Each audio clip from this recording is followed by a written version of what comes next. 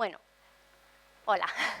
Voy a ir más al grano porque, bueno, muchas gracias por estar aquí y bueno, veo caras conocidas, me alegra, así que algunas cosas entiendo que os sonarán, pero no os preocupéis porque lo que os va a sonar es solo del principio, todo lo demás es un poco nuevo porque hemos pensado hacer una breve recuerdo del concepto, de la conceptualización de las altas capacidades y enseguida vamos a pasar a entender cuáles son las necesidades de este alumnado y cómo responder en el aula con ejemplos, ya veréis que súper prácticos, paso a paso y bueno, vamos a intentar que sea súper práctico. ¿Vale? Lo primero que queremos entender para clarificar el concepto de altas capacidades y que todos tengamos ese lenguaje común y entendamos qué es lo que tenemos delante, lo que nos decía Manuel de comprender lo que tenemos, escucharlo, es clarificar muchas ideas porque oímos muchas cosas, a veces contradictorias o que nos parecen contradictorias y creo que es importante entender de dónde vienen para clarificar cómo las tenemos que interpretar y analizar. ¿Vale? Durante un tiempo se pensó que las altas capacidades eran una condición del ser, algo inherente al ser humano que se tiene o no se tiene.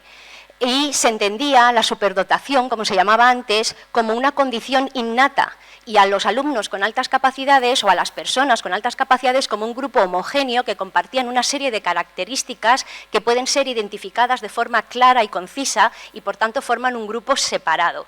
¿Vale? Esa idea sigue hoy todavía en nuestra sociedad, en muchos contextos, en los medios, lo escuchamos de muchas personas que incluso se dedican a este campo porque, pues como muchas ideas, pues van evolucionando y no en todos los contextos se incorporan las nuevas investigaciones al mismo ritmo.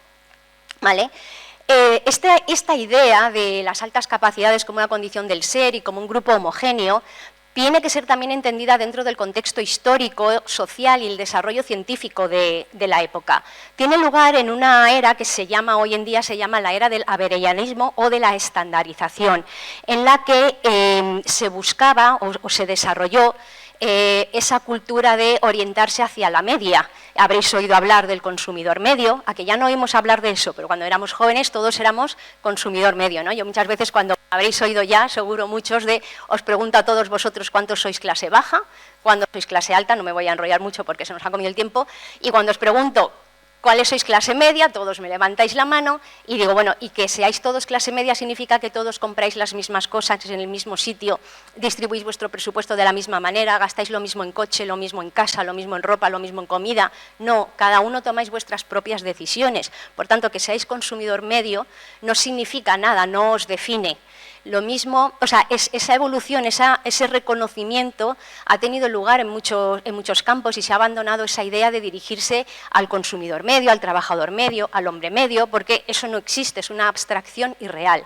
Sin embargo, en la escuela sí que nos seguimos dirigiendo al alumno medio, seguimos dirigiendo nuestro esfuerzo a programar para un alumno medio que no existe y allí es donde surge el conflicto entre cómo atender a este que creemos que se salen de lo normal, pero en realidad lo que sucede es que su individualidad o están menos dispuestos a renunciar a su individualidad o está tan alejada de lo que nosotros estamos proponiendo que les cuesta mucho llegar, ¿no? También pongo siempre el ejemplo de que seguro que para todos viajar en un vuelo charter en esos asientos es incómodo, porque está hecho para un físico medio y es incómodo para todos. Pero yo, que soy pequeñita, me puedo adaptar y me puedo tirar un vuelo de 13 horas y puedo dormir en un vuelo charter. Pero una persona de una envergadura muchísimo más alta, por mucho que intente adaptarse, no puede. O sea, no es una cuestión de que, oye, es que te tienes que adaptar, no, es que no puedo. ¿De acuerdo? Entonces, esto es un poquito el contexto en el que nos tenemos que situar. En esa contextualización de que existía el alumno medio y de que la escuela se tiene que orientar al alumno medio, se considera también que aquellos que no llegan a nuestro estándar son alumnos fallidos o con deficiencias o con déficits o con problemas, que es cierto, no lo podemos negar, que algunos tienen problemas cognitivos, digamos, congénitos o de procesos, falta de ciertos procesos químicos que no le permiten, pero eso es una excepcionalidad, y el resto, aquellos que simplemente no llegan, que tienen un 4, un 5, etcétera, les llamamos también alumnos con dificultades, pero ¿tienen dificultad para aprender o tienen dificultad para responder como yo quiero que respondan? Porque son dos cosas diferentes, porque si tienen dificultad para aprender hay que trabajar en el alumno, pero si lo que tienen es dificultad para responder a mi contexto, a lo mejor es que es mi contexto el que bueno, a lo mejor no, es mi contexto el que se tiene que adaptar, ¿no? Y ese cambio de mentalidad es un poco el que tenemos que trabajar, y creo que dentro de esa parte de los alumnos con dificultades sí se está trabajando, pero en la parte de los alumnos con altas capacidades no estamos transfiriendo esa misma mentalidad. Seguimos con esa mentalidad de que es él o ella el que se tiene que adaptar. En ese contexto, Francis Galton, que fue uno de los primeros en hablar de superdotación, como personas o individuos que están por encima de la media, y además en sus escritos él defendía que no solamente estaban encima de la media en inteligencia, sino que lo estaban en todos los ámbitos de la vida: superioridad moral, salud, físico, desarrollo psicomotriz, éxito en la vida, mejores tomas de decisiones. Y esto es relevante no porque esto siga vigente, porque ha sido ampliamente desmentido por las investigaciones posteriores, sino porque esa es la idea que todavía sigue en nuestra mente. Es que muchos estamos manejando un concepto de altas capacidades que surge, fijaros, de qué época, en qué contexto surge, y además tenemos que ver por qué Galton llegó a esa conclusión. Y es que sus investigaciones, la muestra de sus investigaciones solo eran hombres blancos eminentes de la época, en una época en la que no todo el mundo tenía acceso a la salud, a la educación y mucho menos a determinados puestos sociales. Es decir, uno no llegaba a juez porque estudiaba, sino porque pertenecía a un contexto social y familiar determinado. Entonces, es como todos los jueces, no sé, todas las personas que tienen educación son muy sanas o tienen una salud envidiable, claro, pues porque solo tenían acceso a la universidad o a los estudios aquellas personas que tenían dinero para comer, porque el resto es que no tenía ni acceso a la medicina ni nada, ¿no? Entonces, son conclusiones que tienen un amplio sesgo en la muestra, y por tanto, son cosas que nosotros tenemos que analizar cuando vemos una conclusión, cuando vemos una idea. No es que la investigación dice, pero ¿qué investigación? O sea, hay cosas que estamos hablando y son investigaciones de 10 personas y que además no ha habido una muestra de cotejo, ¿no? He cogido 10 alumnos con un determinado CI, he visto que todos eran rubios y digo, los alumnos con altas capacidades son rubios. Bueno, es que tampoco había de otra manera, ¿me entiendes? Entonces, hay que entender el sesgo de la muestra para entender que no hay corrientes, hay evolución. Entonces, cuando decimos los expertos no se ponen de acuerdo, es porque estamos mezclando ideas que ya están superadas, ¿vale? Por la investigación, pues en todos los campos de la ciencia, pues lo que decía, que antes no podías, no sé qué, algo has comentado también de que antes no se podía hacer no sé qué y ahora sí que se puede porque la ciencia ha evolucionado. Y bueno, pues en este campo pasa lo mismo, ¿vale? Bueno, pues eso es lo que digo, que construyó esta idea, que todavía sigue en muchos medios, hay profesores que dicen, bueno, es que no puede tener altas capacidades porque no te hace buena ortografía. Yo le he oído, o no puede acelerar porque no tiene buena ortografía. Digo, tiene que ver la ortografía con los procesos cognitivos, ¿no? Además, la ortografía es una cosa que se aprende y que se desarrolla, ¿vale? En ese contexto también tuvo un auge el área de la psicología diferencial y dentro de ella la psicometría, es decir, la medición de todos los procesos humanos, especialmente los cognitivos. En ese contexto, Alfred Binet fue el primero en desarrollar las primeras escalas de inteligencia, pero ojo, no las desarrolló para identificar alumnos con altas capacidades, sino precisamente para identificar alumnos con problemas, para seguir el ritmo de la escuela por un encargo del gobierno francés en un momento en el que se establece o se construye el concepto de escuela universal, es decir, escuela universal y obligatoria. Había que escolarizar a todos los niños, que hasta entonces no se escolarizaban, y había que identificar a aquellos niños que necesitaban una educación especial. Y para eso se desarrollaron esos test de inteligencia, porque también asumimos que los test de inteligencia se han desarrollado para identificar las altas capacidades, y no es cierto. Los test de inteligencia precisamente se han desarrollado para identificar problemas de aprendizaje o de problemas de adaptación a la escuela, en realidad, ¿no? Más tarde William Stern acuñó el término de cociente intelectual como cociente entre la puntuación a un determinado test y la edad cronológica. Por eso es importante también que el CI no es la medida de nuestra capacidad. El CI es el cociente entre el resultado que sacas en un momento determinado, en un test determinado, dividido por tu edad cronológica, pero no mide cuánta inteligencia tienes. Vamos a ver, hay una sospecha de, hombre, claro, sí, tiene un valor interpretativo, pero no es tu inteligencia, ¿no? Este niño tiene 140 y tú tienes 130, entonces yo tengo 10 más que tú. O sea, es como cuando hacemos un test de conducir, ¿vale? Que cambia el test y va cambiando nuestros resultados. Y creo que cualquiera de vosotros entendería que no tiene mucho sentido que clasifiquemos a vosotros, os clasifiquemos y digamos qué tipo de carretera en qué tipo de carretera puedes circular o qué tipo de vehículo puedes manejar en función del resultado que sacaste el día que hiciste el test de conducir, porque además todos sabemos que hemos hecho 20.000 pruebas de los test de conducir que no siempre sacábamos la misma puntuación. La puntuación del test no es fija, cambia el test, cambia el evaluador, cambia el momento, cambia la puntuación.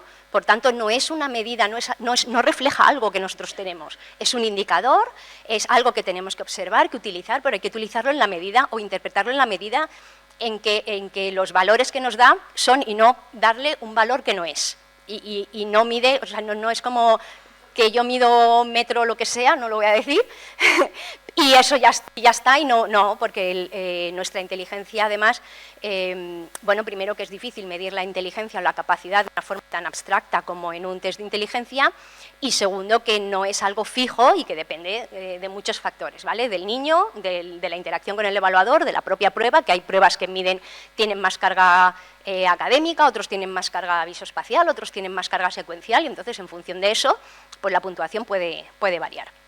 Y además, William Stern estableció el término de cociente intelectual para discriminar a aquellos que podían entrar en el ejército en un momento previo a la Primera Guerra Mundial. O sea, que para que veáis que no ha sido algo que se ha desarrollado para las altas capacidades. Más tarde, Lewis Terman pues, fue el primero en aplicar ese test de forma masiva, ¿vale? Y ahí sí que ya lo hizo en un contexto académico, ¿vale? Para determinar, o él sí que creía o tenía el convencimiento de que el CI era un buen predictor de los logros académicos de los alumnos y que esos logros académicos serían un buen predictor de los logros profesionales de esa persona, ¿vale? De su desarrollo posterior. Todo esto nos ha llevado a asumir que existe una correlación entre el CI y los logros en la vida, es decir, que los niños con altas capacidades son autónomos y no necesitan ayuda y tienen un elevado CI, que ese elevado CI es una medida de su capacidad, que eso les permite tener un alto rendimiento académico en cualquier contexto, sea cual sea el estilo de enseñanza, sea cual sea la interacción con el profesor, con el grupo, los contenidos, da igual, siempre va a tener buen resultado, que eso le va a llevar a tener buenos resultados profesionales y que eso es la base de la felicidad. O genera en la persona, ¿no?, un desarrollo emocional y social adecuado. Todo esto es falso. Los test de inteligencia lo que miden es la adaptación del alumno a un modelo de escuela secuencial, memoria, repetición, por eso se mide velocidad de procesamiento, memoria de trabajo, por supuesto también razonamiento lógico, es decir, no le estoy quitando valor, entenderme, lo que estoy diciendo es que tenemos que entender qué mide la prueba y disasociarla de si tienes una determinada puntuación entonces eres y si no, no eres, etcétera, ¿vale? Es falso, por tanto, que el CI sea una medida de nuestra capacidad, y os dejo allí un QR porque es algo que niegan los propios autores de los test de inteligencia. Claro, lo que nosotros no podemos es desmentir a aquella persona que ha creado la prueba. Oiga, yo he creado la prueba para esto, con este sentido, y si usted la interpreta de otra manera es una mala interpretación y un mal uso de la prueba.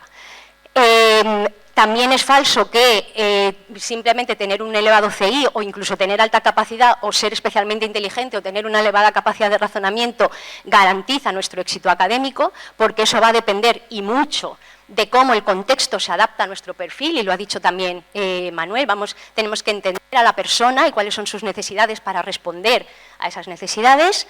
Y es falso que el rendimiento académico nos dé automáticamente un rendimiento o logros profesionales a la altura de nuestra capacidad, porque eso depende no solo de nuestras notas académicas, sino de nuestras, lo que llaman las soft skills, ¿no? Nuestras estrategias, destrezas, habilidades sociales, liderazgo y otros muchos factores que también hay que trabajar en los alumnos. Por eso estamos ahora en un modelo competencial, porque son directrices que vienen de la Unión Europea y casi que se están trabajando a nivel mundial, porque estamos dando cuenta que el conocimiento, o sea, el saber cosas por sí mismo no te lleva a ningún sitio. Tienes que saber transmitirlas, tienes que saber aplicarlas, tienes que saber cooperar, tienes que saber utilizarlas de forma creativa y diferente, porque si no ya están los robots para hacer las cosas como todo el mundo las hace. Entonces nos hace falta todo este desarrollo competencial.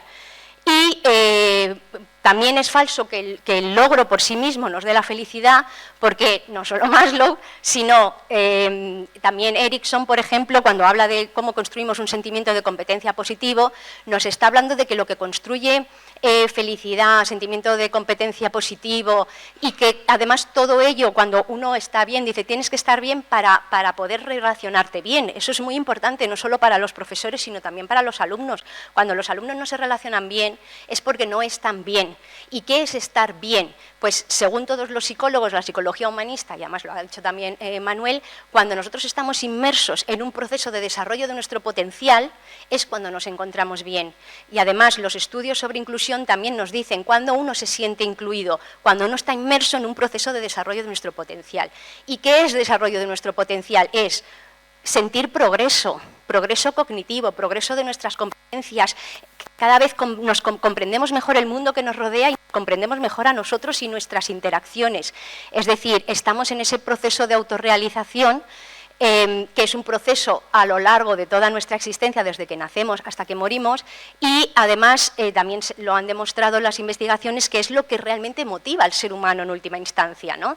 Aunque podemos estar hablando de motivaciones externas, internas, etcétera, y hay muchos tipos de micromotivaciones, le podríamos llamar, lo que hay detrás y lo que de alguna manera genera ese impulso que te lleva más allá de lo esperado, y vosotros lo podéis reflexionar sobre vosotros mismos. Vale, el dinero, o sea, el sueldo en un momento determinado te puede satisfacer, pero llega un punto en que ya 1.000 euros más, o sea, gente que gana mucho, 1.000 euros más al año, pues tampoco si tienes que estar aguantando, por ejemplo, circunstancias en las que tú ves que tu trabajo no tiene sentido. Entonces, que tu trabajo tenga sentido, que estés progresando, que avances, que no hagas siempre lo mismo, que cambie, etcétera, eso es muy importante y eso es a lo que nosotros estamos llamando desarrollo de nuestro potencial.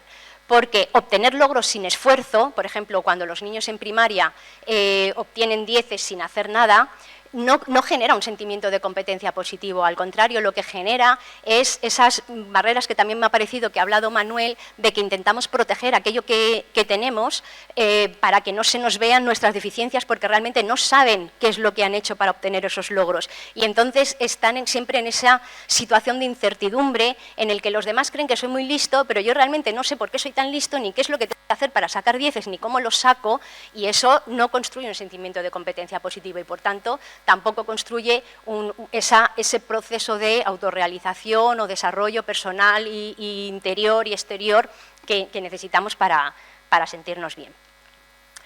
El propio Terman, para que veáis que esto no es tampoco algo que estemos descubriendo ahora, sino que han habido investigaciones que no se le han hecho caso, porque de alguna manera la gente selecciona a qué le hace caso de cada autor. Es una cosa, no, de esto voy a coger esto y lo demás, no, lo obvio.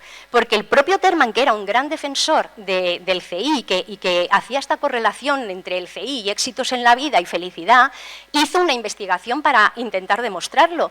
Y pasó los test, pasó una evaluación a 250.000 alumnos del estado de California, de los cuales identificó 1.528 que tenían un CI superior a 140, y los siguió a lo largo de toda su vida, desde pequeñitos hasta su edad adulta y profesional. Y observó que solamente de ese grupo, solo un 20% de ellos tuvo desarrollo profesional destacado. Ninguno fue premio Nobel ni un gran innovador, pero digamos que fueron médicos, ingenieros, etcétera, más o menos destacados en su campo. Otro 20% ni siquiera tuvo un desarrollo profesional que podamos llamar destacados y se dedicaban pues a lo que un poco seguían en la trayectoria de sus padres. Si sus padres eran ganaderos, si eran agricultores, eran agricultores, si tenían una tienda, pues seguían en la tienda, ¿no? No habían, digamos, salido, como digo yo, del entorno del nido, ¿no?, familiar. Y el porcentaje restante pues tenía un desarrollo normal, es decir, habían acabado sus carreras, abogado, médico, etcétera, pero su desarrollo profesional era medio o plano o como lo quieras llamar. Él no pudo más que concluir que el intelecto y el logro están muy lejos de correlacionarse.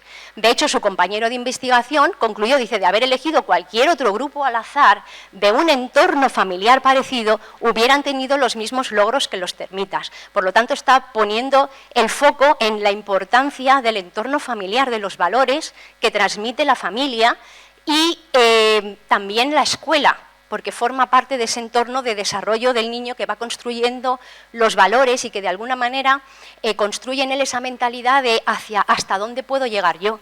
Porque si no construimos esa mentalidad de que puedes llegar allí donde tú quieres y te puedes poner metas elevadas, pues ese niño tampoco va, o niña tampoco va a trabajar hacia ese objetivo, ¿no? Por eso hablamos ahora de la alta capacidad como una interacción entre factores internos de la persona y factores externos, de cómo el contexto o de cómo esa persona interactúa con el contexto o cómo el contexto responde al perfil de esa persona, ¿no?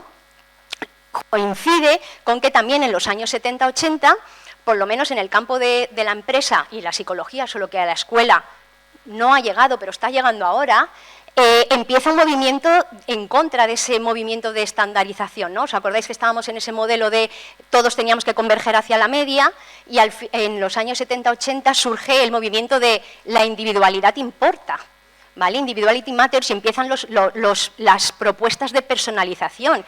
En el campo de la empresa, que siempre, como están orientados al objetivo y al resultado, pues siempre son los primeros que adoptan todas estas ideas, se dan cuenta de que la gente ya no quiere comprar el mismo coche y todos tener el mismo coche, se dan cuenta que la gente quiere personalizar su coche y tener su coche único y diferente, que ya no queremos ir al McDonald's y comernos todos la misma hamburguesa, que yo la quiero sin pinillos y tú la quieres sin no sé qué y tú la quieres sin no sé cuántos.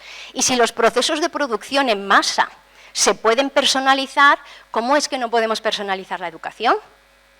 Veremos cómo y por qué, porque esa transformación también sucedió en la empresa, porque dejaron de decidir qué voy a decidir yo, qué tengo que fabricar, y luego voy a ver cómo hago para que me lo compren, y empezamos a pensar qué es lo que queréis comprar y voy a producirlo. Es decir, el proceso es al contrario, ¿vale? Lo veremos luego más tarde. Por eso, cuando Renzulli nos habla de su modelo de los 3 anillos, que tantas veces confundimos como un modelo de identificación de condiciones de inicio, y si tú no tienes esto, tú no tienes altas capacidades, cuando lo que nos está hablando es de lo que tenemos que construir, de cuándo una persona con una capacidad innata superior o con un mayor potencial es capaz de hacer ese proceso de transformación de su potencial en logros y ofrecer para sí mismo y para la sociedad un producto, una idea o un trabajo que podemos llamar destacado o gifted behavior, como le llama él, ¿no?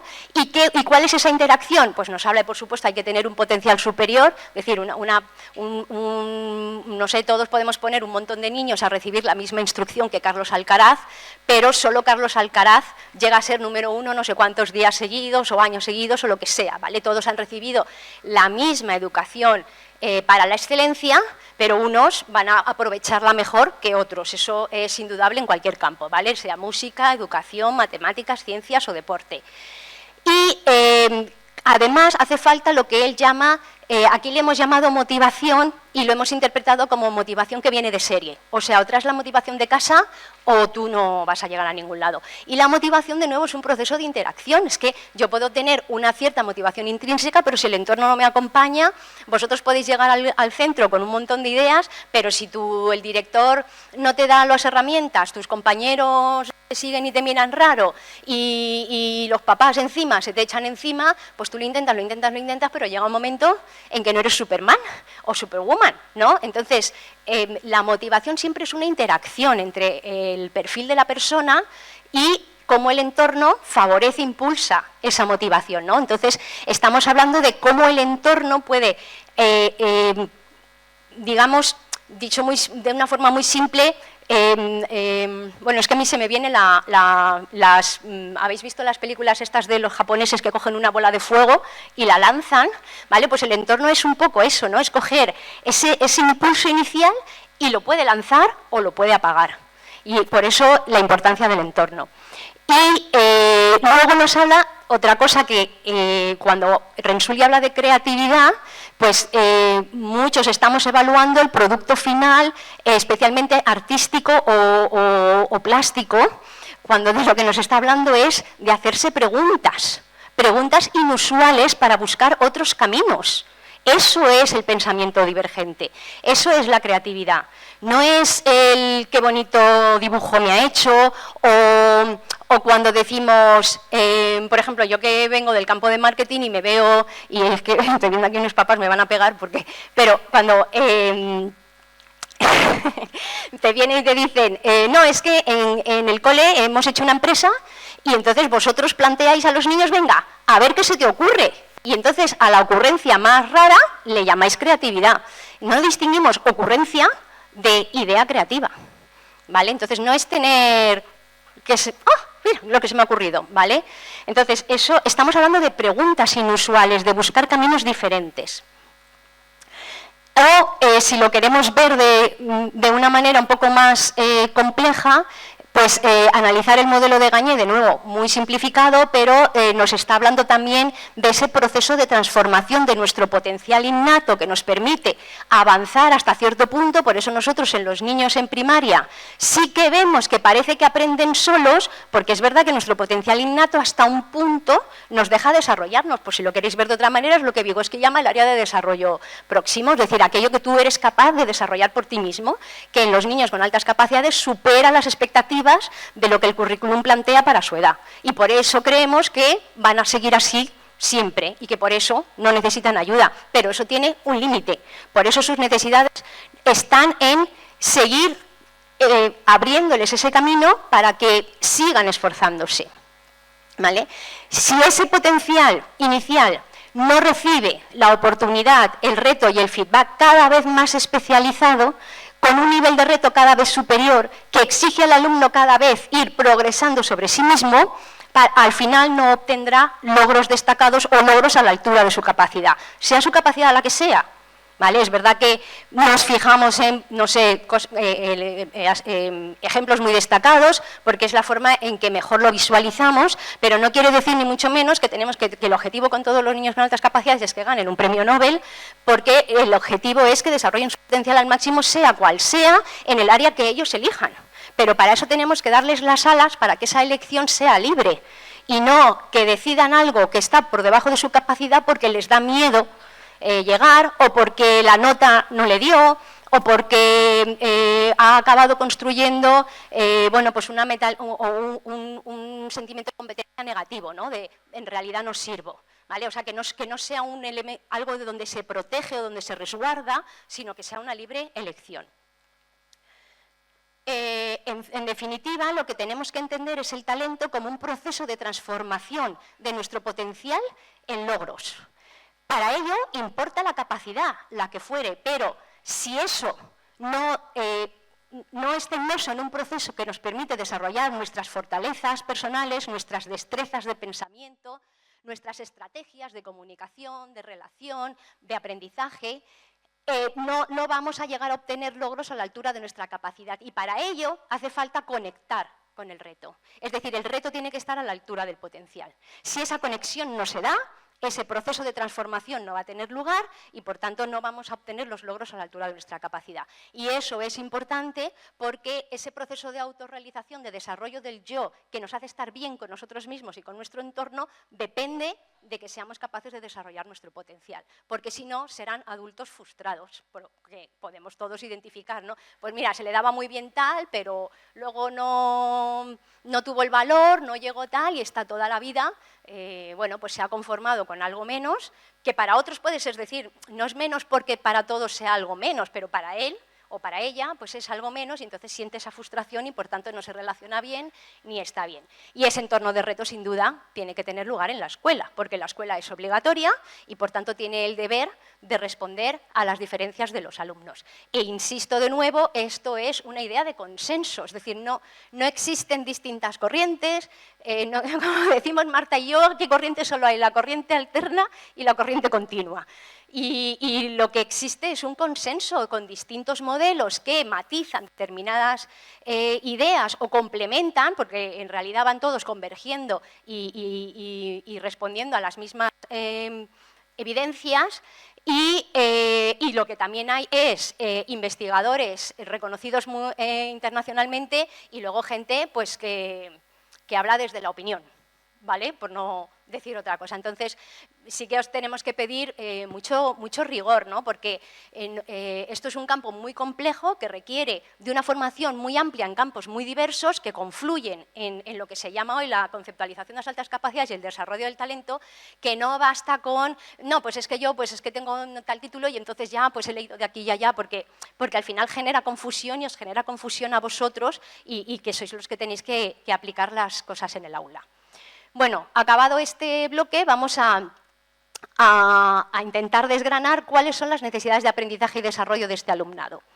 Como os comenté, cuando Terman hizo este experimento con los que se llaman los termitas o con los termitas, pues se preguntaron, entonces, ¿qué lleva a la excelencia? Si no es el CI, si el CI por sí solo no hace que seamos todos, bueno, pues cada uno se desarrolle solo, ¿qué es lo que lleva a la excelencia? Y no solo ellos, sino otros muchos, como Sterban, Sterber, y luego pongo gente siempre que no tiene que ver con el campo específico de las altas capacidades, porque quiero que entendáis que no se trata de personas o alumnos o grupos que digamos que tienen un desarrollo de una manera y otros lo tienen de otra manera, ¿no? Yo pongo muchas veces el ejemplo de cuando una persona tiene un metabolismo más ágil o más eficiente, ¿de acuerdo? ¿Su metabolismo es diferente? En ese sentido sí, es más eficiente, es más ágil y que genera músculo pues con más facilidad que yo y además ese músculo pues le genera una potencia física que yo no tengo, ¿vale? Pero los dos, para comer, o sea, para desarrollarnos, necesitamos el mismo tipo de alimentación y los mismos nutrientes básicos. Ahora, todos necesitamos la misma cantidad de proteínas, de hidratos, de etcétera, no sé qué. No hay personas que son intolerantes a una cosa, a otra, etcétera, ¿vale? Entonces, somos iguales en lo esencial, es decir, vosotros como profesores no tenéis que hacer unas cosas para unos y otras cosas para otros, sino entender cómo sucede el desarrollo y crear un contexto en el que cada alumno puede elegir, bueno, pues qué es lo que necesita de cada cosa. ¿Vale? Vamos a ver cómo, no os preocupéis, pero sí que me importa mucho esta idea de que, es que ahora vienen estos y nos dicen que para los de altas capacidades es esto, pero claro, luego para los otros otro, luego para los otros otro. Y en realidad todos estamos hablando de lo mismo, de cómo sucede el desarrollo y el aprendizaje y por eso os traigo referentes dentro del campo de las altas capacidades, pero también dentro del campo de la pedagogía, de la psicología, que hablan para todo, porque al final las necesidades son las mismas, ¿vale? Entonces, ¿qué lleva a la excelencia de cualquier persona, tenga altas capacidades o no? El estímulo temprano, la importancia de identificar desde pequeñitos y desde pequeñitos crear en ellos esa mentalidad de progreso, de que tu trabajo no es adaptarte a una media, sino estar en continuo esfuerzo, porque el aprendizaje es esfuerzo. Carol Dweck dice que si no tienes una sensación de zozobra, de incertidumbre, no estás aprendiendo, simplemente estás practicando aquello que ya sabes. ¿De acuerdo? Entonces, cuando doy los cursos de formación, muchos profesores, los primeros días me dicen, es que me estás haciendo que me cuestione muchas cosas. Entonces estás aprendiendo. Si tú estás en un curso de formación y no te están cuestionando nada y dices, sí, pues claro, sí, ya lo sabía, no estás aprendiendo. ¿Vale? Tiene que haber ese cuestionamiento personal y del contexto y del conocimiento previo que te hace reestructurar todo lo que tienes y volverlo a construir de una manera diferente. Eso es aprender. ¿De acuerdo? Ese estímulo temprano es lo que construye confianza entendida como puedo asumir retos, porque muchas veces creamos contextos en los que, bueno, pero que no se equivoque, que no tal, porque claro, se va a frustrar, ¿no? Y entonces estamos negativizando el error, negativizando el fracaso, negativizando aquellas cosas que realmente nos hacen prosperar. Si Carlos Alcaraz, si os acordáis, que empezó muy fuerte, y de repente, o sea, hizo como 3 torneos seguidos, tampoco me acuerdo mucho, pero los ganó, y luego de repente no se cae, y yo me acuerdo cuando le entrevistaron, se cayó como en los primeros partidos del torneo, y él dijo, tengo que reorganizar mis estrategias, tengo que reflexionar sobre mi juego. ¿Por qué? Porque él al principio ganó porque hacía muchas dejadas y sorprendía. Pero una vez que le pillaron el truco, dicen, bueno, ya sabemos que vas a hacer dejadas, ya no me sorprendes tanto, ya estoy preparado, entonces tengo que buscar otra estrategia. Eso es progreso. Si siempre hago lo mismo, tú haces esto, que es lo que se te da bien, y punto pelota. No progresa, no se mantiene, no llega. Y si no fracasa, no se da cuenta de que lo necesita. Y de que necesita de otras personas que le den ese, o sea, él por sí solo no va a, bueno, pues ahora, como soy muy listo, pues voy a hacerlo de otra manera, ¿no? Necesita sus entrenadores, que observan a otros jugadores, cooperación con otros, ver qué hacen otros, cómo lo hacen, para yo asumirlo y llevarlo a mi perfil. Y eso es aprendizaje y eso es lo que nosotros tenemos que construir. Porque así es como el alumno va adquiriendo progresivamente responsabilidad hacia su propio desarrollo. Y lo de progresivamente es muy importante porque a veces yo veo que le estamos pidiendo cosas a niños de primaria que son propias de adultos. Vemos cómo sucede la motivación en un adulto y se lo exigimos al pequeño. No, es que tú tienes que entender que la nota es muy importante. ¿Con 10 años? ¿No? Porque claro, porque si no, no te sacarás una carrera. ¿Con 10 años? Es que son cosas que están muy alejadas todavía de su contexto, ¿no? Eso es lo que tiene que ir construyendo en el alumno, en todos, insisto, esa mentalidad de crecimiento que llama Carol Dweck, que es la ambición, el coraje y la persistencia por ponerte metas cada vez más exigentes y seguir progresando, porque si no nos fijamos esas metas, si el entorno no nos la fija primero para que luego empecemos nosotros a fijárnoslas, si no soñamos a lo grande, como dice el anuncio de la ONCE, ¿no? Todos tenemos o no tenemos sueños baratos, ¿vale? Si no soñamos a lo grande, no progresamos. Si mi sueño es ganar 1.000 euros, un trabajo de 1.000 eurista, como muchos ahora jóvenes, pues ¿dónde me voy a quedar? No en los 1.000, en los 500, porque nunca llegamos a la meta. No sé si lo sabéis, siempre nos quedamos por debajo de ella. Por eso hay que subir el nivel, no para que lleguen, sino para que tengan, porque a los caballos de carrera les ponen la zanahoria y nunca la cogen, para que sigan corriendo. Si la alcanzan, ya no corren. ¿Vale? Entonces es muy importante esa idea, ¿no? Y por último, la inteligencia ejecutiva y práctica, que pocas veces la desarrollamos en los alumnos, porque les ponemos en contextos en los que su primera idea o ocurrencia ya vale. ¡Ah, qué bien! Claro, porque como encima yo tengo la idea, me ponéis en un grupo en el que los demás no tienen la misma capacidad para generar ideas que yo. Entonces soy el que monitorizo, lidero, pero no por mi propio esfuerzo, no porque desarrollo estrategias de liderazgo, sino porque es como si a mí me pones a hablar, no sé, ¿qué te puedo decir? Pues de marketing con gente que ha estudiado, no sé, historia, ¿vale? Pues claro, yo no es que llegue allí y lidere y sea la que más sé porque sé mucho, sino porque los demás saben menos. En su campo, y ahora cambiamos el torno y ponme a hablar de historia y me van a ganar, por supuesto. Pero si nunca me pones en ese contexto, ¿yo cómo me voy a desarrollar? Me voy a desarrollar diciendo a mí de marketing nadie me discute. Y a lo mejor me discuten y mucho, ¿me entiendes? Pero claro, si no me pones en ese contexto, yo que soy pequeño o pequeña estoy construyendo una mentalidad de que yo soy el sabio, de que yo soy el que sé. Y entonces nunca estoy abierto al feedback y sin feedback no crecemos. Porque los profesores solo me dicen que bien, muy bien, 10, ya está. ¿Vale? Muy bien, tú de líder, ala, muy bien. Y tú lo has hecho todo, tú pones las ideas, haces el trabajo, presentas, reparto la nota entre todos y tú crees que cooperar es eso. Y entonces eso va en contra de desarrollar su inteligencia ejecutiva y práctica y esas estrategias personales y de negociación y de cooperación que le harán falta luego en su desarrollo profesional. Porque claro, luego que si las personas con altas capacidades no saben cooperar, a ver, es que cooperar es una habilidad que se desarrolla, no es innata, no viene con la persona. Si no estamos nunca en contextos de interacción en los que la otra persona me pueda, como digo yo, dar de mi propia medicina, contrarrestar mis ideas, encontrar matices, cuestionarlas, aportar otras, yo nunca voy a desarrollar una capacidad para flexibilizar, para abrirme a otras posturas, ¿no? O, si lo queréis, desde el campo de las altas capacidades, el propio Stephen Pfeiffer, ahí tenéis un QR, nos explicó muy bien en el simposio de altas capacidades, que además presentó Marta, de qué estamos hablando cuando hablamos de fortalezas o de soft skills, ¿vale? Cuando hablamos de inteligencia emocional, habilidades sociales y carácter, pero ojo, que también las entendemos, en algunos contextos no se entienden bien. Cuando hablamos de gestión de inteligencia emocional, no estamos hablando de que cuando estoy enfadado ponga carita feliz, porque eso es inhibir las emociones. Y inhibir las emociones no es lo mismo que gestionarlas, ¿vale? Estamos hablando, y cuando hablamos de liderazgo, como también bien ha dicho, no estamos hablando de ser el que manda.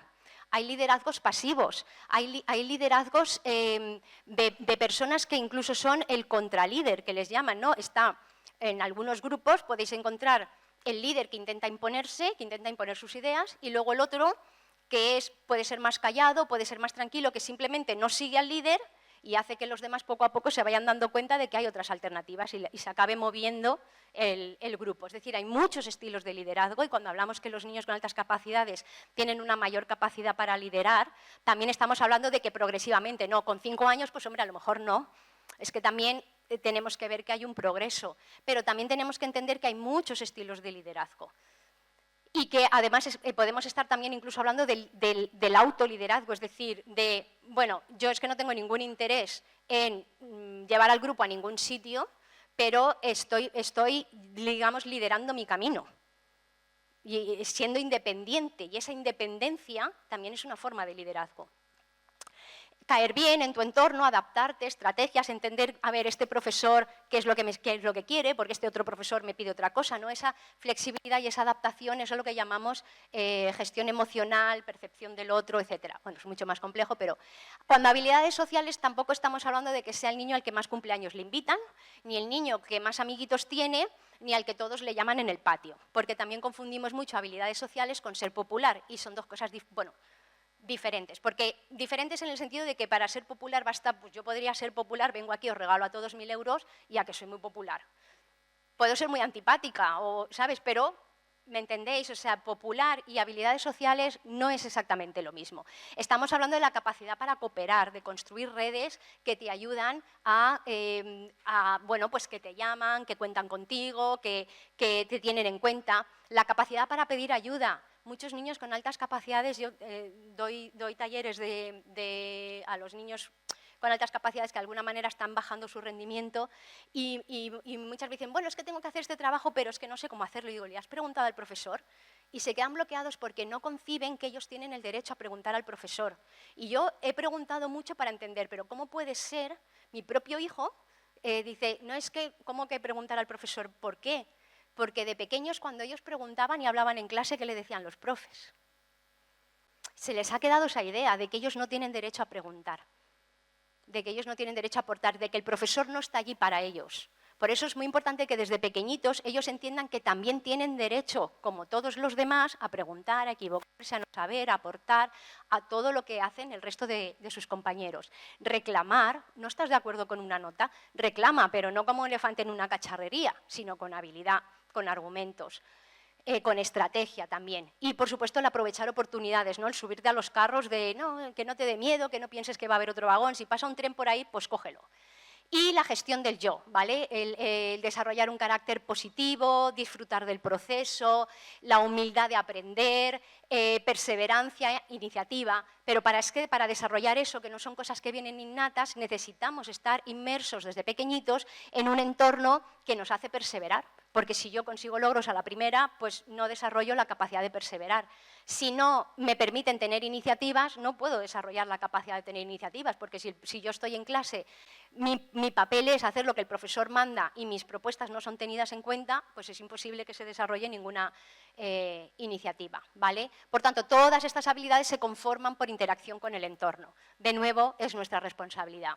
Así que, cuando hablamos de sus necesidades, la primera es construir una cultura de centro y de aula que favorece el desarrollo de todas esas fortalezas que hemos estado hablando, de la iniciativa, del pensar diferente, de ser uno mismo, de progresar sobre sí mismo, de perseverar, de fracasar, de aprender.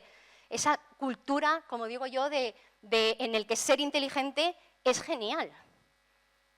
O sea, los niños que estudian fuera muchas veces no tienen un contexto educativo muy diferente a lo que se hace en el aula, pero sí tienen la sensación de que destacar no se negativiza. Y aquí muchos tienen la sensación de que destacar se negativiza, de alguna forma, pero se negativiza y eso hace que se escondan, ¿no?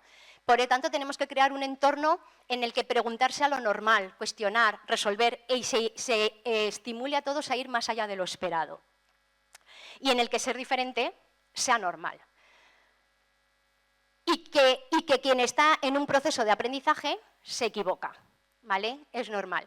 Por tanto, tenemos que dejar de trabajar para que el alumno tiene que entender, qué hacer, que primero hacer esto y luego lo otro, porque primero tenemos que acabar esto y luego lo otro, porque yo lo he diseñado. Es decir, solemos esforzarnos mucho, invertimos mucho tiempo en diseñar una especie de embudo. Toda nuestra programación, nuestras pautas, nuestras tareas son embudos por las que el alumno tiene que pasar para que todos sean iguales al final, para que todos aprendan lo mismo de la misma manera, al mismo ritmo, tengan los mismos inputs y los mismos outputs, es decir, la misma forma de recibir la información y la misma forma de expresar el aprendizaje. ¿Por qué? Porque lo hemos diseñado nosotros. Y tenemos que pasar a un entorno en el que los alumnos desarrollan estrategias o en el que nosotros les damos a ellos estrategias para que sean capaces de desarrollar su potencial al máximo. Ese tiene que ser nuestro rol. Y dejar darles alas al cerebro, dar alas al pensamiento, dar alas al cuestionamiento, dar alas a la participación, ¿vale? Porque ya lo dijo Maslow en sus investigaciones, que desarrollar nuestro potencial es una necesidad del ser humano. Desde que nacemos hasta que morimos es lo que nos motiva a actuar. Y, por tanto, cuando no estamos inmersos en ese desarrollo es como cuando no comes. Te vuelves irascible, te relacionas peor, estás apático, te desmotivas. ¿Vale? Pues les pasa lo mismo y por eso vemos tantas conductas negativas que muchas veces asumimos que son inherentes a las altas capacidades cuando lo que son es una respuesta a un entorno que no está respondiendo a nuestras necesidades. La segunda necesidad o la segunda idea que tenemos que interiorizar es que tenemos que dejar de poner el foco en la tarea, en el producto final, en si se ha comido mi plato que yo he cocinado o si me ha hecho la ficha, ¿vale? Esas rúbricas que pone identifica 5 características, identifica 3, identifica 4, pero las comprende, las analiza, las evalúa. De eso no nos interesa, no nos importa, solamente que las consiga señalar, que marque el tic y esté bien.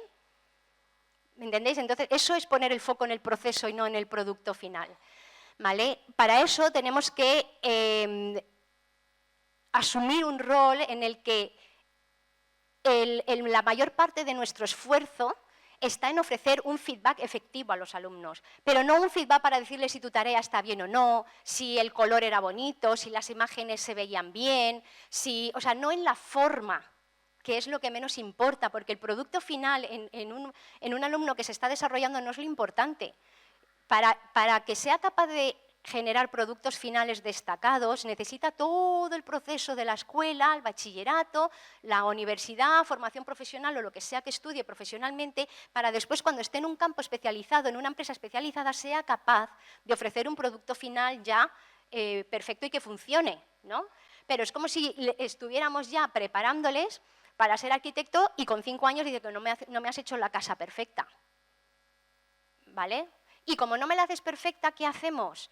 Entonces le damos nosotros las pautas, le hacemos un recortable y le decimos, mira, tienes que pegar esto con esto, ¿vale? ¿La has pegado? Muy bien, 10. ¿No la has pegado muy limpio, se te ha quedado un poco el pegamento tal? Un 7.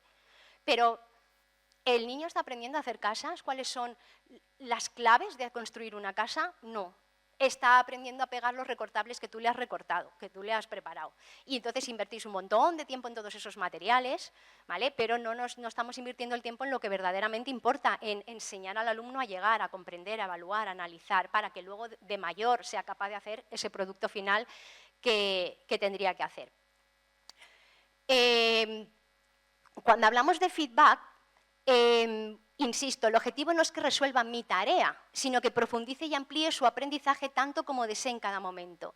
Y cuando hablamos de feed forward, estamos hablando de aportarle al alumno las estrategias previas que necesita para hacer bien aquello que le vamos a mandar a hacer. ¿Cuántas veces les mandamos investigar? Pues traerme una investigación y unos te hacen algo bastante bien y otros te hacen un churro. Y entonces tú valoras el churro o lo que está bien, pero no te preguntas el que me ha hecho un churro, ¿por qué me ha hecho un churro?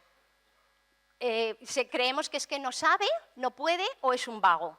Pero nunca hemos pensado de, ¿sabe qué es investigar? sabe qué tenía que hacer, sabe cómo funciona Google para hacer una buena investigación, sabe cómo tomar decisiones sobre la información que recibe de Google. ¿Le hemos enseñado? ¿Sabe cómo recopilar la información?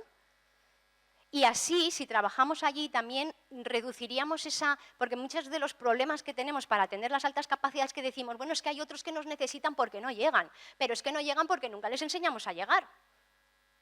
Entonces es un pez que se muerde la cola, porque los alumnos que en primero de primaria son 4, en sexto de primaria siguen siendo 4 y en secundaria ya son un 3. Y nuestro trabajo es desarrollar al alumno, no dejarlo como está. ¿No? ¿Os imagináis un médico que después de 10 años de ir allí estás igual de enfermo que el primer día? Estaría haciendo mal su trabajo, ¿no? Pues nuestro trabajo es desarrollar al alumno, no evaluar lo que sabe hacer por su propia naturaleza. Y no os voy a poner el vídeo, pero muchos me lo habréis oído ya porque lo he traído muchas veces y si no lo podéis buscar en internet, La mariposa de Austin. Cuando hablamos de feedback, no estamos hablando de valorar que el niño llegue a donde yo he puesto los límites o donde yo creo que tiene que llegar, sino a donde él elige que quiere llegar. Y esa es la clave del progreso. Porque en este vídeo cuentan que con alumnos de 5 o 6 años, ¿vale? Depende de qué sistema educativo, porque dice Year One, y Year One en unos sistemas anglosajones son último curso de infantil y otros son primero de primaria. En todo caso es muy pequeño.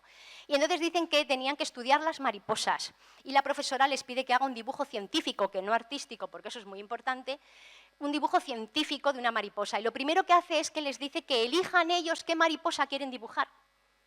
¿Por qué tengo yo que decidir cuál es la mariposa? Porque entonces yo decidiré la mariposa que yo creo que todos son capaces de dibujar, haciendo un ejercicio de adivinación. Porque ni siquiera he estudiado previamente su perfil o he hecho algún tipo de test o de prueba para entender cuál es su capacidad. Pero yo creo, imagino, pienso que para un niño de 5 años dibujar esta mariposa estaría bien. ¿Basado en qué? En mi opinión, ¿vale? Entonces, como yo no puedo adivinar cuál es el nivel de reto que cada alumno puede asumir, pues lo mejor es que lo elijan ellos, porque todos elegimos aquello que creemos que somos capaces de hacer o a lo que aspiramos, y eso es muy importante, gestionar las expectativas del alumno. Entonces, Austin elige esta mariposa que veis allí amarilla y negra, que es una mariposa bastante complicada y evolucionada para un niño de 5 o 6 años, y hace este primer dibujo. Y si hay aquí profesoras de infantil dirán, hombre, para 5 años está genial, ¿no? Y la mayoría de profesores cuando ven este dibujo, pues dicen, muy bien, Austin, le pondrían una carita feliz y lo guardarían en el cajón. ¿Vale? Allí se ha acabado el proceso de aprendizaje. Entonces, Austin, ¿qué ha aprendido? Que el primer churro que me sale es el bueno. Y que yo tengo que acertar a la primera. Y que no tengo que seguir esforzándome. ¿Sí o no? ¿Vale? Pues este profesor no está de acuerdo, tampoco le dice mal, mira, ¿por qué está tal? Y le pintan rojo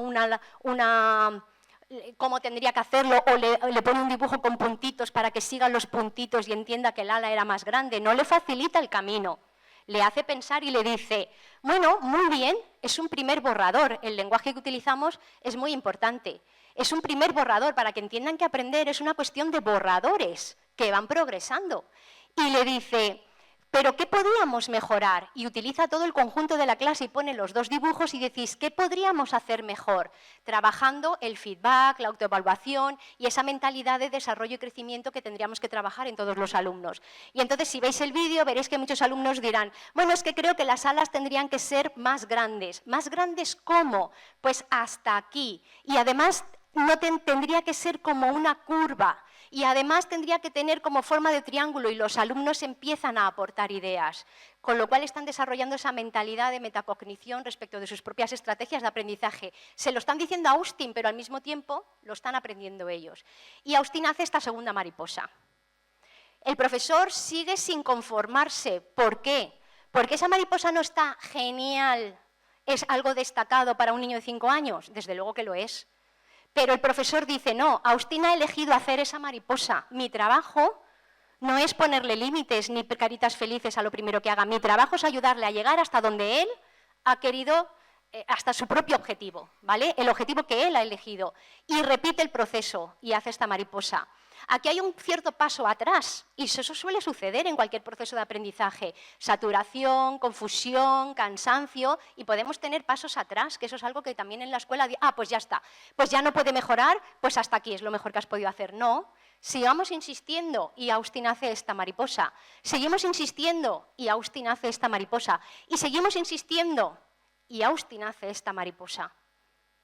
Y la diferencia entre la primera mariposa y la última no es el potencial, ni la capacidad innata del alumno, ni sus genes, ni que es un ser divino venido de un planeta extraterrestre. La diferencia está en el docente, en la mentalidad del docente, en las estrategias que el docente le da, no porque le ha punteado las rayitas para que Austin siga un caminito, sino que le ha hecho pensar sobre sus propios procesos. ¿Por qué has hecho la primera mariposa? Le dice... No le dice, ay Austin, qué mariposa más mala, es que dibujas muy mal. No, le dice, has dibujado la primera mariposa que tenías en la cabeza. Porque los niños, como suelen ver este tipo de mariposas, dibujan lo que tienen en la cabeza. Y muchos niños que en primaria, en secundaria, te responden con lo que tienen en la cabeza, porque no les hemos enseñado a reflexionar sobre su propio conocimiento. Y te responden lo primero que sale, se llama el pensamiento reflejo, que es potenciado por la propia escuela. ¿Por qué? Porque en la escuela que les preguntamos, 2 por 2, 4 por 3, ¿cuál es la frontera de África? Entonces los niños, ¡pum, pum!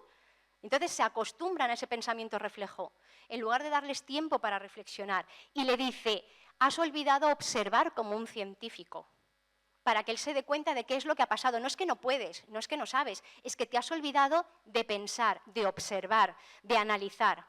Y por tanto le guían el camino de ese análisis. No le dibuja los puntitos para que dibuje la mariposa y todos tengamos la misma. O sea, el objetivo de la profesora no es que todos los niños sean capaces de mostrarnos una fichita con la última mariposa súper bien bonita para colgarla en el mural de la escuela y que los papás lo vean. Porque el niño no ha pintado ninguna mariposa, ha seguido tus puntitos. Luego la profesora, ahí venga a hacer los puntitos, venga a hacer fotocopias, venga a hacer colorines. Y todo ese trabajo, ¿para qué? Los niños que aprenden a seguir instrucciones y a rellenar fichas. Bueno, pues os voy a dar una notición, que eso lo hace la inteligencia artificial ya. Entonces, no nos hace falta educar para eso, ¿vale? Si alguna vez fue útil, hoy en día no es, ¿vale? Fijaros el parecido entre el objetivo que ese niño se puso a sí mismo y lo que hizo. Bueno, básicamente, estas son las necesidades de los alumnos con altas capacidades. Si nos quedásemos aquí, ya lo tendríamos todo hecho. Porque el objetivo es que ellos se crezcan en un entorno en que ellos pueden ponerse sus propios objetivos y los profesores les demos la guía, la herramienta y la oportunidad para alcanzarlos. Aunque nos parezcan que esos objetivos están muy por encima de su edad, porque nosotros no estamos aquí para decidir hasta dónde puede llegar cada alumno. ¿Vale? Cuando hablamos de feedback, estamos hablando de algo muchísimo también más complejo que simplemente la tarea. Estamos hablando de que incluso cuando sobrepasan las expectativas, fijaros esto, en una universidad de Australia, le dicen, bueno, podéis leerlo todo, etcétera, porque le hace un análisis muy específico de por qué ha obtenido un 10. Y le dice, porque has ofrecido datos cuantificables, porque has analizado y evaluado, porque has tenido en cuenta aspectos éticos, morales y científicos. Es decir, le da un feedback muy específico de qué es lo que destaca en su trabajo. Y luego dice, si hubiera podido darte más puntuación, te la hubiera dado. ¿Qué está haciendo el profesor con eso? Está animando al alumno a seguir progresando. Porque si tu límite es el 10, nunca llegas al 11, ni al 12, ni al 13, ni al 14. Es decir, no te superas a ti mismo, no superas las expectativas.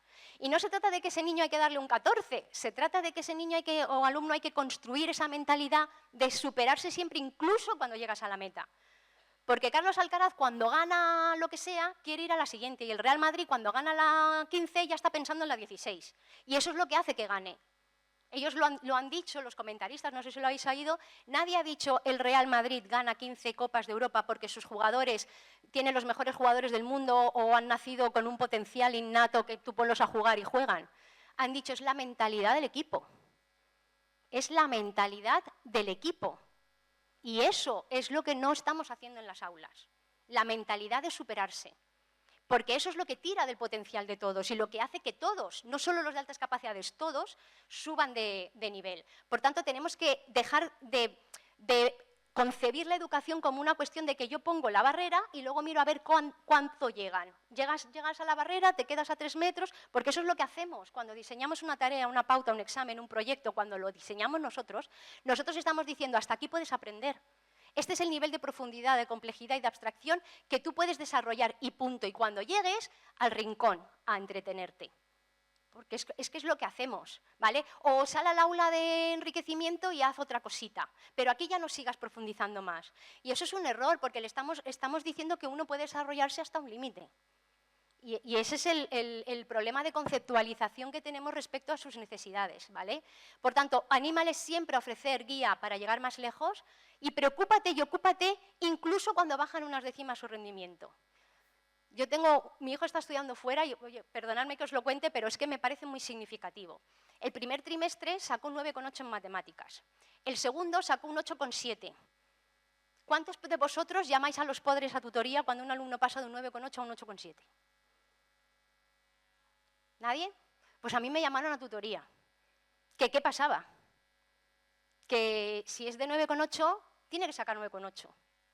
El profesor de Historia de Canadá, que yo dije, bueno, Historia de Canadá, pues si nunca has dado, pues hijo, con que apruebes, ¿no? Y sacó un 7,5, el aprobado es 6,5 allí, para empezar. Me llama el profesor también a tutoría y estaba muy preocupado.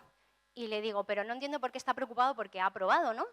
Y me dice, sí, pero es que mi asignatura es la única asignatura donde baja de 8. Y quiero saber por qué en mi asignatura este alumno no rinde como en las demás asignaturas. Y lo primero que me preguntó es, ¿hay algún problema conmigo?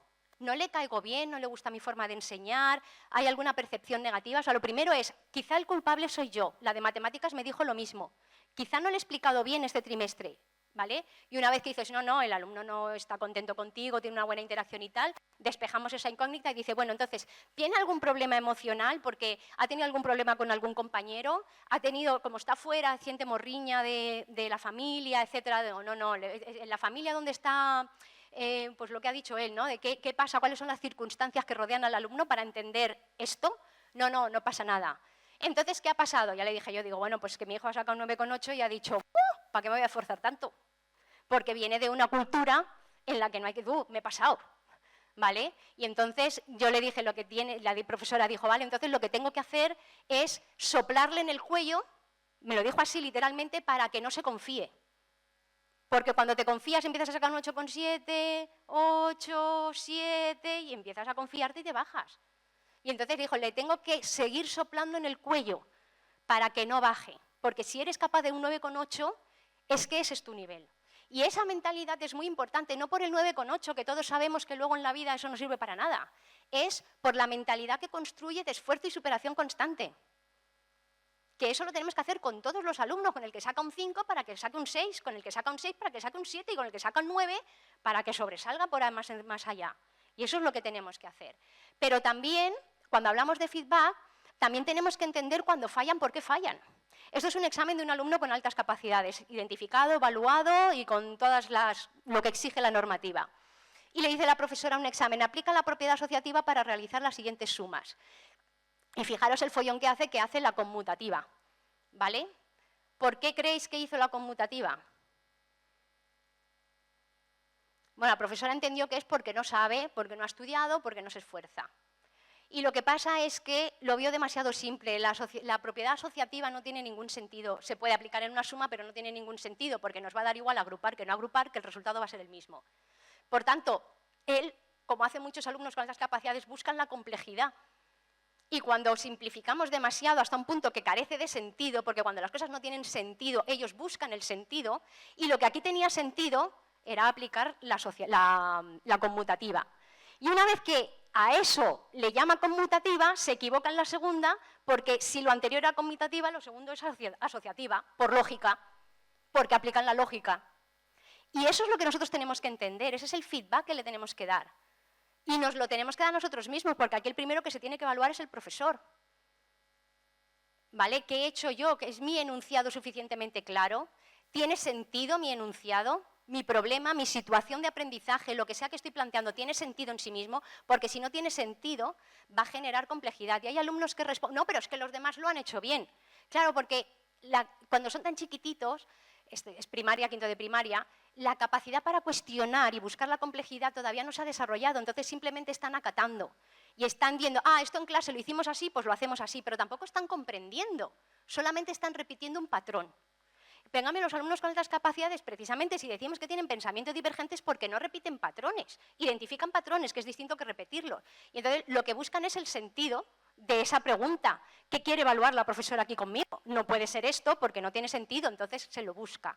Y muchos de sus errores en los exámenes vienen de ahí. Es más un error del enunciado y de la situación que planteamos, como por ejemplo en un enunciado, yo recuerdo que decía, una granjera recoge avena, centeno y trigo en no sé qué mes y entonces la avena está tanto por kilo, la otra está tanto por kilo y tal, de camino a su granero, se le caen tantos kilos de avena, ¿cuánto le van a dar en el mercado?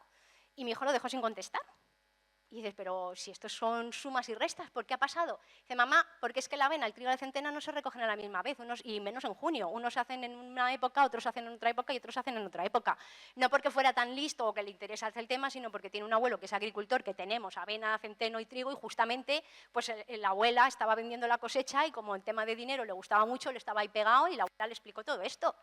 Entonces, oye, ¿yo qué culpa tengo que tu enunciado no tenga sentido? Entonces, a mí me han preguntado, vale, ¿yo cómo lo sé? Pues pregúntale, si te deja la pregunta en blanco, o sea, que no somos máquinas tampoco, lo entiendo, y que hay muchas circunstancias que se nos escapan, pero cuando te da un resultado mal o te hace una página en blanco, entiende su contexto, como os ha dicho Manuel, acércate al alumno, ¿qué ha pasado aquí? ¿Por qué no me has respondido a esta pregunta? Si tú sabes que sabe hacer sumas y restas perfectamente. ¿Por qué pasa? ¿Que solo vale el examen? ¿Vale? Entonces, si lo que estamos es evaluando aprendizaje y no acierto, pues vamos a entender si el alumno aprendió o no aprendió, no si acertó mi propuesta. Porque muchas veces es que parece que el proceso de aprendizaje es un proceso de voy a adivinar y a ver si acierto lo que el profesor ha querido decir. Y eso es lo que tenemos que eliminar. ¿Vale? Comprende sus procesos y ayúdale también a comprender el contexto de la escuela. Hay muchos convencionalismos que son convencionalismos y que nosotros damos por hecho y el alumno no tiene por qué darlos por hecho, ¿no? Y si entendiéramos eso, ayudaríamos a muchos alumnos a progresar.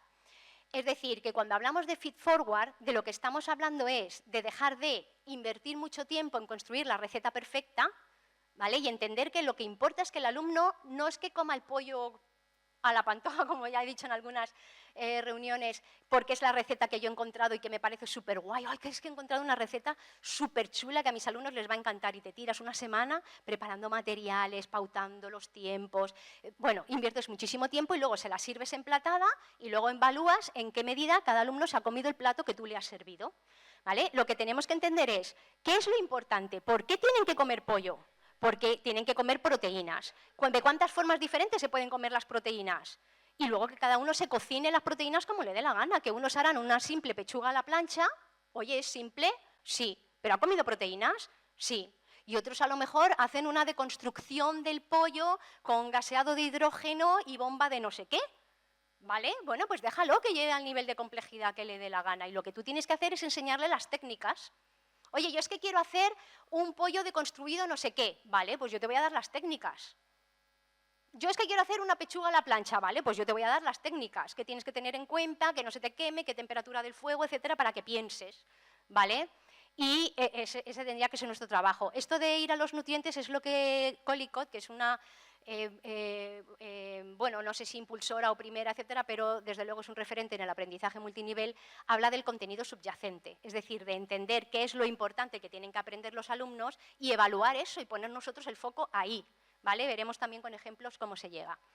Por tanto, la tercera idea de cómo tenemos que responder a este alumnado es dar sentido a su aprendizaje. Voy a ver un poco la hora. Vale. Dar sentido a su aprendizaje, para ello necesitamos, es decir, se lo podemos dar de muchas maneras, pero la forma más eficiente, porque nos permite gestionar mejor el tiempo y las expectativas de los alumnos y sus diferencias y crear un contexto de aprendizaje multinivel que es diferente a enseñanza multinivel, hago el matiz porque enseñanza multinivel es que yo programo distintos ejercicios. Tú me vas a hacer una redacción de medio folio, tú de folio y medio y tú de 2 palabritas. O tú este ejercicio de mates, tú vas a sumar cifras de 1 dígito, tú de 3 dígitos y tú no vas a sumar que ya te pongo yo el resultado. ¿vale? Eso es enseñanza multinivel. Yo programo y decido cuál es el nivel de cada alumno en base a un rendimiento anterior y lo que hago es nivelar la tarea final, ¿vale? Pero aprendizaje multinivel es ese alumno el que aprende, es el alumno el que decide, es el alumno el que, como ha hecho Austin, elige a qué mariposa quiere dibujar y llega hasta esa mariposa, y cada uno habrá elegido una mariposa diferente. Y si el alumno no elige, no hay aprendizaje multinivel, ¿vale? Entonces, hay una forma más eficiente, digamos, en lugar de por cada tarea, venga, vamos a dar la suma, pam, vamos a dar no sé qué, pam, vamos a dar no sé qué, pam, porque el tiempo es el que es y además es difícil enriquecer ahí, es compactar, enriquecer y diferenciar para generar retos a la altura de su capacidad, ¿vale? ¿Por qué? Porque creo que también estamos muy obsesionados con encontrar métodos, recetas, pautas, que me digan, tengo que hacer esto, luego esto, luego esto, luego esto, y me va a salir un chorizo al final, ¿vale? Porque es un proceso sistematizador que yo tengo la seguridad de que doy paso 1, paso 2, paso 3 y al final obtengo esto. Eso no existe, ¿vale? Eso es una receta de hacer un bizcocho y ni siquiera entonces nos salen todos los bizcochos iguales. Y en realidad la educación es un proceso incierto, de incertidumbre, y el profesor, en lugar de trabajar para el contenido, tiene que trabajar para el alumno. Y esa es la respuesta, ¿vale? Insisto, ningún método es eficaz si no parte de las necesidades del alumno, y ser diferente es normal. Es decir, que cada alumno tiene necesidades diferentes, ¿vale? Cuando vamos a la investigación y nos dice cuáles son las necesidades del alumnado con altas capacidades, que en el blog de Javier Turón tenéis amplia información sobre esto, mucho más extensa, os lo sistematizo un poquito. Respecto del contenido, tenemos que hablar de mayor nivel de abstracción, complejidad, profundidad y variedad. ¿Por qué traigo esto? Porque muchos planteáis aula de enriquecimiento. El alumno va al rincón y me hace un trabajo, un proyecto de investigación sobre su centro de interés, que significa que el alumno va al ordenador él solito, busca, pues quiero saber algo sobre el cáncer, pone cáncer en Google, copia y pega absolutamente todo lo que aparece y luego lo pega en un PowerPoint y nos lo recita en clase. Allí no hay abstracción, ni complejidad, ni profundidad, ni variedad. Hay copy-paste y ya está, es ChatGPT, ¿vale? Entonces, ahí no hay enriquecimiento ni hay respuesta a las necesidades de este alumnado. En relación a los procesos, tiene que ser procesos activos de aplicación del conocimiento, en el que se trabaja su autonomía, se ofrece distintos, o sea, el ritmo lo plantea el alumno y no nosotros, y incluye estrategias de pensamiento. Y como pensar no podemos pensar solo, y menos aún pensar con Google, cualquier actividad en que el alumno va solo a un rincón o a un aula y él solo busca información sobre un tema, tampoco es enriquecimiento, ni responde a sus necesidades, porque no hay pensamiento. El pensamiento es interacción y es reto. Y sin reto e interacción, pues tampoco estamos respondiendo a sus necesidades. Y respecto a los productos, pues tenemos que enfrentarlos a problemas reales. Por ejemplo, muchas veces he oído programas de radio. Ahora parece que es bastante común que establezcamos programas de radio. Pero ¿ese programa de radio lo estamos planteando como un entorno real? Es decir, selección, búsqueda de noticias, selección de la información, investigación, contrastar las fuentes, contrastar los datos y luego crear tú tu propio argumento, ofreciéndole herramientas para mejora de la oratoria y la comunicación, manejar el ritmo, las expectativas del oyente, o es coge esta noticia de internet y léela. Porque eso no es un programa de radio, es leer una información, pero con un micro. O sea, ¿me entendéis? Cuando hablamos de problemas reales, tienen que ser situaciones reales en un entorno especializado en el que si nosotros no sabemos, pues sí, nosotros sí que podemos ir a Google y Google te va a dar muchísima información, por ejemplo, cómo crear una empresa o un anuncio publicitario. Yo me tiro de los pelos cuando veo los anuncios publicitarios porque lo hace la profesora de lengua. Yo cuando estuve profesora en secundaria, yo estaba dando a los alumnos las estrategias para crear un cartel publicitario que persuada a los consumidores, y me dice que la profesora de lengua nos lo ha explicado de otra manera. Me voy donde la profesora de lengua y le digo, ¿pero tú qué les has explicado? Dice, yo lo que pone el libro de texto. Digo, pero si tú no sabes y el libro de texto tampoco, porque es que le estáis enseñando las cosas al revés. O sea, yo entiendo que os ponen en situaciones, dices, oiga, yo es que ahora tengo que enseñar lenguaje persuasivo, cuando yo nunca lo he dado, lenguaje publicitario, si yo no lo he dado, lenguaje no sé cuántos, pues ¿qué puedo hacer? Coger el libro y chutárselo. Pero también podemos hacer otra cosa, indagar. podemos preguntar, no tenemos amigos, no tenemos contactos, no podemos hablar a una empresa y que venga un experto y les dé una charla de cómo se construye un cartel publicitario. No podemos ver en Internet los 10 mejores carteles publicitarios y hay un montón de artículos y te analiza por qué son mejores. Porque nosotros sí tenemos ya desarrollada esa capacidad de análisis, de contrastar información, de búsqueda, etcétera, que los niños no. Y por tanto transmitirles o crear contextos mucho más reales para ellos. Sobre todo que impliquen pensamiento, indagación. También esos productos tienen que orientarles hacia la incertidumbre, porque siempre les hacemos trabajar en áreas que ya conocen o sobre lo conocido. Por ejemplo, investígame todo lo que sepas sobre la época romana. ¿Para qué? ¿Qué sacamos de eso? ¿Sabes que soy la enciclopedia? No, ¿por qué no nos preguntamos? Tengo un niño, por ejemplo, que dice, yo quiero hacer un trabajo sobre la antigua Grecia.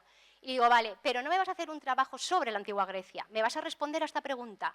¿Por qué en la antigua Grecia se desarrolla una cultura orientada a la filosofía, la belleza, la ética y la estética, mientras en su alrededor todo el mundo eran bárbaros y se estaban pegando?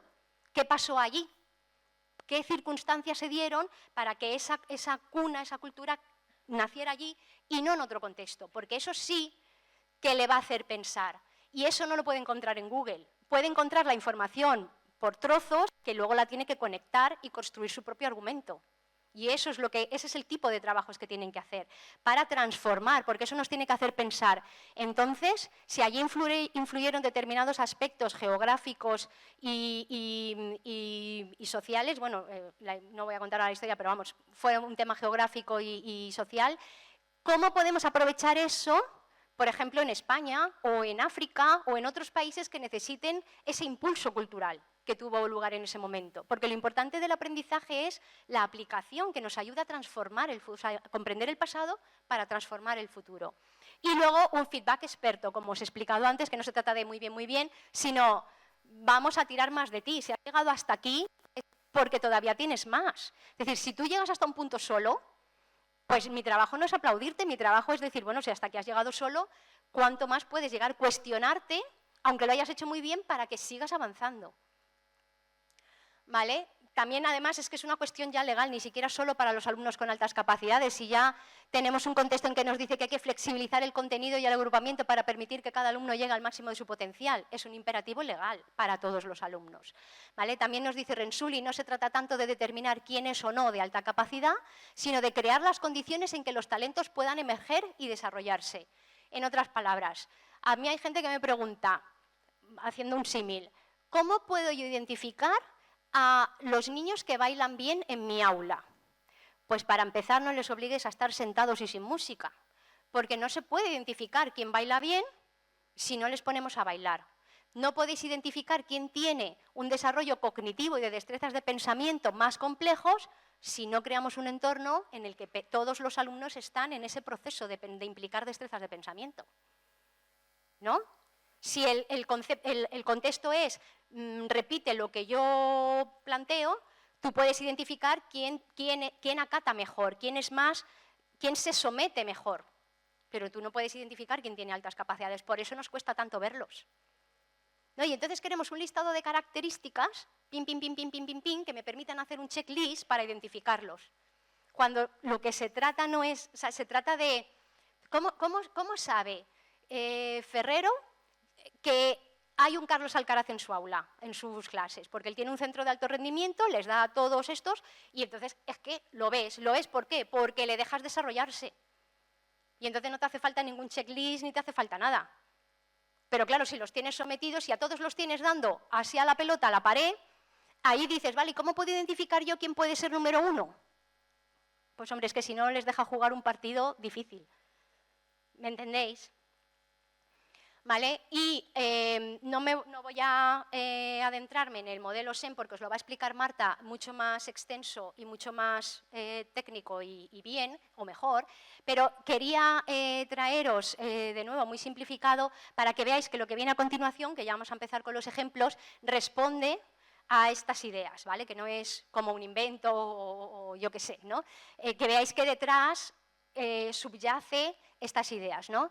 Dentro del modelo SEM de enriquecimiento para todo el aula, hay un núcleo que se refiere al contenido curricular, a cómo trabajamos el contenido curricular, que se llama el modelo triádico, que establece 3 tipos de enriquecimiento. Por sistematizarlo, porque yo creo que al final todos estos autores entienden que al profesorado le gustan las cosas muy sistematizadas y acaban sistematizándolas, pero luego veréis que en la práctica todo es más fluido, ¿no? No es ahora uno, acabo, ahora otro, acabo, ¿no?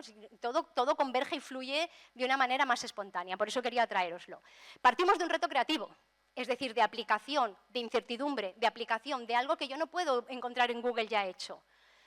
Ojo para todos, ese reto tiene que implicar pensamiento por parte de los alumnos. Los alumnos son incentivados a pensar con destreza, a analizar, a evaluar, a comparar. Y yo les doy las estrategias y herramientas para mejorar esos procesos de pensamiento y aprendizaje. Y al final veré quiénes destacan, quiénes tienen más motivación en un área, quiénes pueden llegar más lejos, quiénes sobresalen, y a esos, igual que al resto, pero a esos como ya voy a tener que hacer cosas fuera del aula o que trascienden mi propio contenido y que son pues, una serie de oportunidades para seguir desarrollándose, ¿vale? De una manera, es que a veces sintetizar algo tan complejo, pero como luego Marta os lo va a explicar mucho más extenso, ¿vale? Cuando hablamos de reto creativo no estamos hablando de vamos a hacer un invernadero, porque eso no es un reto creativo, eso es vamos a hacer una cosa, es como vamos a hacer un bizcocho. Ahí no hay creatividad, es vamos a hacer un bizcocho, vamos a dar las instrucciones de un bizcocho y hacemos un bizcocho y todos los bizcochos son más o menos iguales. Un reto creativo será, por ejemplo, cómo hacer tarta de queso para una persona que es intolerante al gluten y a la lactosa, es decir, una tarta de queso sin queso. Eso sí es un reto, porque allí hay que pensar, hay que buscar alternativas. ¿Me entendéis? Vale.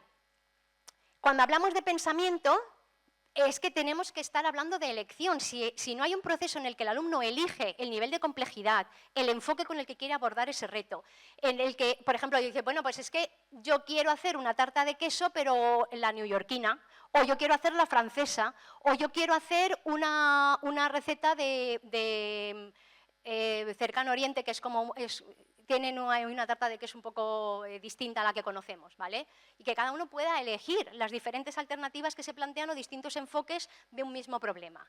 Y cuando hablamos de oportunidad, feedback, especialidad, estamos hablando de que al final tienen que enfrentarse a un producto real y nosotros le tenemos que dar un feedback especializado, sin que obtener un producto, es decir, muchas veces decimos, pues el niño quiere hacer un cohete, oye, tenemos que construir un cohete de verdad, es que en el cole no tenemos las herramientas, el material, el dinero para construir un cohete.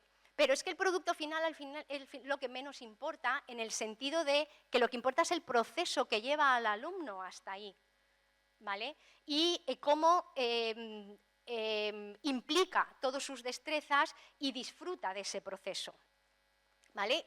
Ya buscaremos creativamente cómo simular ese cohete, ¿vale? Pero también hay muchas veces que sí que podemos reproducir, por ejemplo, una conferencia sobre el medio ambiente, podemos reproducirla en el aula, eso sí que tenemos medios y herramientas, ¿vale? De nuevo, os quiero traer personas que no vienen del campo de las altas capacidades para que entendamos que esto no son cosas que solo les concierne a ellos, que cualquiera que está hablando en el campo del aprendizaje y del desarrollo te va a hablar de lo mismo. David Perkins te habla de que uno de los requisitos para que el conocimiento tiene que haber sido adquirido implicando un proceso de pensamiento. Si no hay pensamiento, no hay aprendizaje, tengas altas capacidades o no. Carol Dweck y Benjamin Bloom te hablan de con la adecuada mentalidad y la adecuada enseñanza todos somos capaces de hacer más de los que creemos. Estamos hablando de feed-forward y de feedback.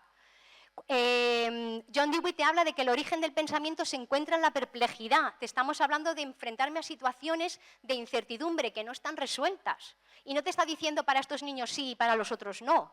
Te está diciendo para todos. ¿Cada uno va a llevar esa experiencia a un límite distinto? Por supuesto. No todos van a elegir la misma mariposa.